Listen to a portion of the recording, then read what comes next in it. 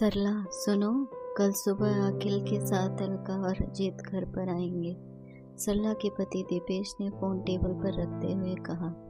गिलास में पानी भरती सरला ने आश्चर्य से पूछा, क्या क्या कहा आपने? अलका और जीजा जी घर आ रहे हैं? हाँ, अभी उन्हीं का फोन था, दीपेश ने कहा। इतना सुनते ही सरला के हाथ से पानी भरा गिलास छूट गया। क्या? लेकिन इतने सालों बाद कैसे याद आ गई उनको हमारी? सरला ने मन ही मन में सोचा, और यह खबर सुनते ही उसे उनसे जुड़ी पुरानी कड़वी यादें भी ताज़ा हो गई। उसको कैसे कैसे ताने सुनाए जाते थे। सरला की दूसरी बेटी होने पर नंदोई जी ने उसके पूर्व जन्मों के खराब कर्म बताए थे, और ननद ने तो उसकी माँ की परछाई को ही बुरा बताकर हाय तौबा पूरे अस्पताल में मचा दी थी। उसके अतीत के पन्नों में ननद और नंदोई से जुड़े वाकया याद करने के लिए सिर्फ ताने ही थे। उसे उनकी सभी बातें आज याद आ रही थी। कैसे मायके वालों के सामने उन्होंने कहा था, अब ये तो अपने अपने कर्म हैं, जिनके कर्म अच्छे होते हैं उनके ही वंश आगे बढ़ते हैं। खैर, अब तो साले साहब की जिम्मेदारी और बढ़ गई है। चलिए, कोई बात नहीं, हमारे दोनों बेटे आपकी बेटियों के लिए भाई होने का फर्ज निभाएंगे। मेरे बच्चों की जिम्मेदारी बढ़ गई है। उस पर ये जमाना इतना खराब है, सास भी बेटी दामाद का ही साथ देती थी। उन्होंने कभी भी उसकी बेटियों को दादी के हिस्से का प्यार नहीं दिया। दीपेश के कहने पर सरला हमेशा चुप रही। दीपेश हमेशा उससे एक ही बात कहते, सरला कुछ बातों का जवाब समय ही दे तो बेहतर रहता है। दीपेश और सरला परिवार के झगड़े और तनाव से बचने के लिए जयपुर रहने आ गए, ताकि वो अपनी बेटियों को एक खुशहाल माहौल दे सकें। लेकिन उस दिन के बाद से सरला ने अपनी ननद नंदोई से सिर्फ बात करने की फॉर्मेलिटी ही निभाई थी। इतने सालों में न ससुराल में कोई फंक्शन हुआ और न ननद के घर जाकर कभी मिलना हुआ। आखिरी बार बाबूजी की तेरहवीं पर मिलना हुआ था। सरला, क्या सोचने लगी हो? दीपेश ने कहा। दीपेश की बात सुनकर सरला अपनी यादों से बाहर आई। कुछ नहीं, बस कुछ पुरानी बातें याद आ गई थी। समय कितनी जल्दी बदल गया, पता नहीं वो लोग बदले हैं कि नहीं। ओहो सरला, अब समय बदल गया है तो निश्चित ही उनकी सोच भी बदली होगी। पुराने जख्म कुरेदने पर सिर्फ दर्द ही होगा, समझिए। तो बेहतर होगा कि हम उन्हें भी भूल जाएं। पता नहीं, अब तो यह मिलने के बाद ही पता चलेगा कि कितना बदलाव आया है। लेकिन जहाँ तक उनसे जुड़ा मेरा अनुभव कहता है कि कुछ लोग कभी नहीं बदलते। वैसे आ क्यों रहे हैं? सरला ने पूछा। मैनेजमेंट कॉलेज में अखिल का एडमिशन कराना है, दीपेश ने बताया। किस कॉलेज में? सरला ने फिर सवाल किया। उसी कॉलेज में जहाँ अपनी नेहा लेक्चरर है। क्या? सुनकर सरला चौंक पड़ी। अखिल अभी पढ़ाई ही कर रहा है, लेकिन वह तो नेहा से 2 साल बड़ा है। हाँ, हाई स्कूल और 12वीं में कई बार फेल हुआ है, इस वजह से वह पीछे रह गया। दीपेश ने यह बात अपनी बेटियों नेहा और स्नेहा को भी बताई। दोनों बहुत खुश हुई। दोनों बेटियां शांत, संस्कारी और बहुत ही समझदार थी। दोनों बहनों में सिर्फ 1 साल का ही अंतर था। एक बेटी लेक्चरर थी और दूसरी बेटी वकालत कर रही थी। अगले दिन रविवार था। दीपेश अपनी कार से लेने एयरपोर्ट पहुंचे। कार को नेहा ही ड्राइव कर रही थी। दोनों बाप बेटी बहुत ही खुश दिख रहे थे। दीपेश के चेहरे पर बेटियों के लिए कोई चिंता, कोई शिकन या अफसोस न देखकर अजीत और अलका आश्चर्य में हो गए। बेटियों ने पूरी जिम्मेदारी उठा रखी थी। घर बाहर अंदर सब कुछ इतने अच्छे से व्यवस्थित था। घर के काम के लिए सरला ने कोई बाई नहीं रखी। घर पहुंचने पर सरला ने सबका स्वागत खुशी खुशी किया। उसी दिन स्नेहा शाम को 7 बजे घर आई। उसने आकर बुआ फूफा के पैर छुए। देर से आने की बात अलका और अजीत को अच्छी नहीं लगी।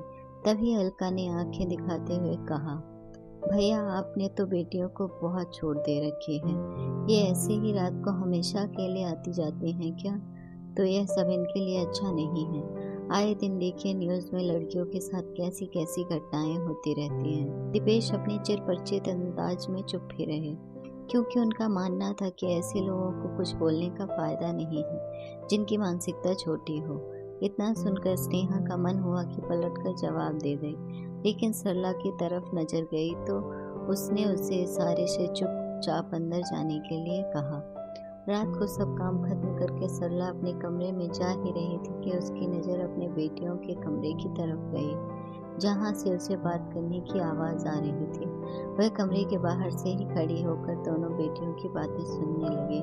स्नेहा बोली, दीदी, बुआ जी फूफा जी किस जमाने के हैं और कैसी बातें कर रहे हैं। आज तो मुझे उनकी बातें सुनकर बहुत गुस्सा आया। मन तो हुआ कि पलटकर जवाब दे दूं, लेकिन माँ की वजह से चुप हो गई। मुझे तो लगा था कि वो पापा की बहन है तो उन्हीं की तरह अच्छे विचारों वाली होंगी। नेहा ने कहा, तू क्यों इतना अपने दिमाग पर जोर दे रही? कौन सा वो हमारे साथ रहने वाले हैं? हमें क्या मतलब उनके विचारों से? कुछ ही दिनों की बात है बस। वैसे भी मम्मी पापा कहते हैं ना कि मेहमान का अपमान कभी नहीं करना चाहिए। हाँ, इधर अखिल फेसबुक और व्हाट्सएप पर अपने स्टेटस अपडेट करने में व्यस्त था। दोपहर में सरला अपने ननद नंदोई को कमरे से दोपहर के खाने के लिए बुलाने गई, जहां उसने अपने ननद नंदोई को बात करते सुना। चलो अब हमारी टेंशन खत्म। अखिल को अब आराम से खाना और कपड़े प्रेस करके सब मिल जाएंगे। हॉस्टल में रहता तो हमारी चिंता और खर्चा दोनों बने और बढ़े रहते। उसी दिन रात के खाने पर अपनी आदत से मजबूर अजीत ने कहा, देखिए दीपेश, हमने तो आपकी बहन से कहा कि अखिल को हॉस्टल में रख देते हैं, लेकिन आपकी बहन जी हमारे पीछे ही पड़ गई। कह रही है नहीं, आखिर अखिल का भी तो कुछ फर्ज है अपनी बहनों के लिए। अब भाई की उम्र थोड़ी ना रही जो हर जगह बेटियों के साथ आ जा सके, तो इसी बहाने भैया भाभी को मदद हो जाएगी और बेटियों को सुरक्षा भी मिल जाएगी। आखिर भाई को कोई बेटा होता तो हमें यह सब ना सोचना पड़ता। क्यों भाभी जी, सही कहा ना मैंने? आखिर आप बेटियों की माँ हैं तो आपको बेहतर पता होगा। एक तरफ ननद नंदोई की व्यंग्यात्मक मुस्कान तो वहीं दूसरी तरफ सरला ने खीर परोसते हुए अपनी दोनों बेटियों की तरफ देखा, जिनकी बुआ फूफा से मिलने की खुशी नाराजगी और दुख में बदल गई थी। तभी सरला ने मुस्कुराते हुए कहा, जीजा जी यह खीर लीजिए। बिल्कुल सही कहा आपने, मैं तो सोच रही थी कि आपका ही फैसला सही है। अखिल को आप हॉस्टल में ही रख दीजिए, क्योंकि यहाँ रहेगा तो उसके बहाने उसके 4 दोस्त भी मिलने आते जाते रहेंगे। ये तो सामान्य सी बात है। अब ना तो हम ना ही बेचारा अखिल उन्हें घर आने से मना कर सकता है, क्योंकि अच्छा नहीं लगेगा दोस्तों को यूं मना करना। क्यों अखिल बेटा, सही कह रही हूँ ना मैं? और जैसा कि आपने अभी कहा कि मैं बेटियों की माँ हूँ, तो उनकी सुरक्षा की दृष्टि से बाहरी लड़कों का घर में आना जाना ठीक नहीं। क्यों जीजा जी, सही कहा ना मैंने?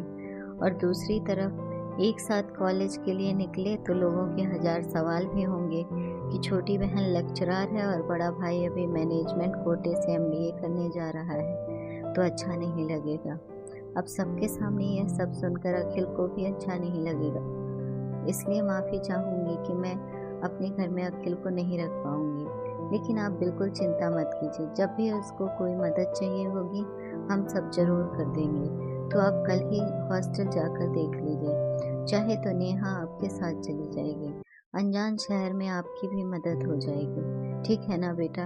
अपनी माँ के मुँह से इस तरह का मीठा प्रहार सुनकर दोनों बेटियों के चेहरे पर खुशी छा गई। सरला अच्छी तरह जानती थी कि उन लोगों को उसकी बेटियों से ज़्यादा अपने बेटे की चिंता थी कि कहीं उनका बेटा शहर की चमक धमक में बिगड़ ना जाए या रैगिंग का शिकार ना हो जाए।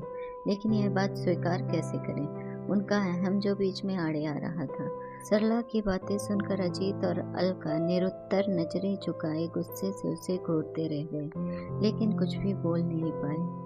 अगर आपको हमारी स्टोरी अच्छी लगी हो तो अपने दोस्तों के साथ भी शेयर कीजिए और कमेंट में ज़रूर बताइए कि कैसी लगी हमारी ये कहानी।